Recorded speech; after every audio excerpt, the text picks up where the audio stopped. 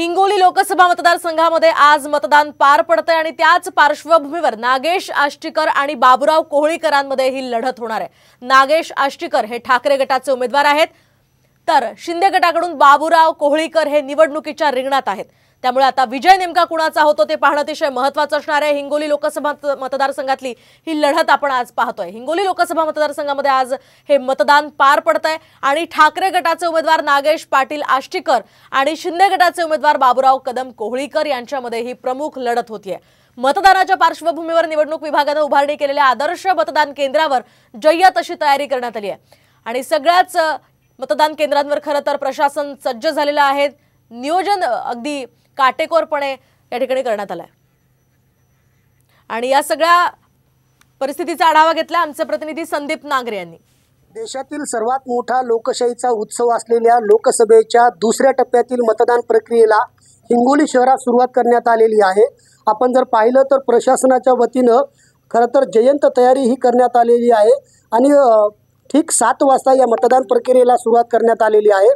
तापमानाचा पारा जास्त असल्याने मतदारांनी या ठिकाणी रांगा लावल्याचं आपल्याला पाहायला मिळत आहे आणि आपला मतदानाचा हक्क बजावण्यासाठी हे सर्व मतदार ओळखपत्र घेऊन या ठिकाणी रांगेमध्ये उभं राहिल्याचं आपल्याला पाहायला मिळत आहे। आपल्यासोबत काही मतदार आहेत।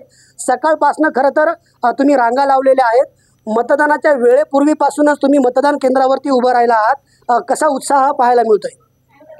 मतदान करणं हे देशासाठी खूप जरुरी आहे आणि प्रशासनाने एवढी जय्यत तयारी केलेली आहे, त्याच्यामुळं आमचं तेवढं कर्तव्यच बनते की आम्ही येऊन सकाळी सकाळी मतदान करून नंतर आपल्या कामाचा विचार करणं। नक्कीच आपण जर पाहिलं तर आपल्यासोबत काही युवा मतदार आहेत। खरं तर तरुणांसाठी व तरुणींसाठी एक आदर्श मतदान केंद्र उभारण्यात आलेलं आहे। आज सकाळी तुम्ही या ठिकाणी आलात, पहिल्यांदा मतदान करताय काय?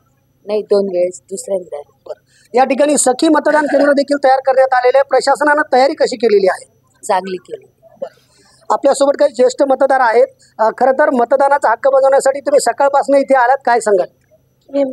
भारत हूँ, भारत है मुझ में, मैं ताकत हूँ, ताकत है मुझ में, मैं भारत हूँ, भारत है मुझ में, मैं ताकत हूँ, ताकत है मुझ में, भारत माता की जय। खरं तर मतदानासाठी आलेल्या एका ज्येष्ठ महिलेनं देशभक्तीपर गीत गात आपल्या मतदानाचा हक्क बजावण्यासाठी उत्साह दाखवल्याचं आपल्याला पाहायला मिळत आहे। आपण जर माझ्या पाठीमागे बघितलं तर संपूर्ण मतदानासाठी कर्मचारी नियुक्त करण्यात आलेले आहेत।